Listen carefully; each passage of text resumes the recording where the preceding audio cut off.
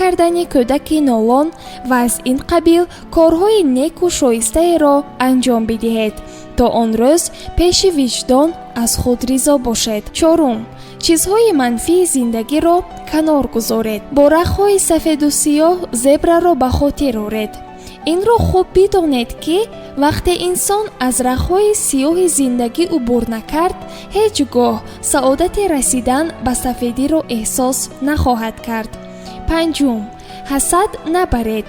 рашку ҳасад яке аз ҳиссиётҳои бадтаъсирест дар зиндагӣ. кӯшед то орзуҳои хешро дар амал татбиқ созед, аммо ҳеҷ вақт барои расидан ба ҳадаф дар масири роҳ ба шикасти инсоне роҳ надиҳед. ҳаргиз аз мубориза кардан ва орзуи зиндагии хушбахтона даст накашед. азизон, боварӣ дорем маълумоти мо ба шумо писанд омад.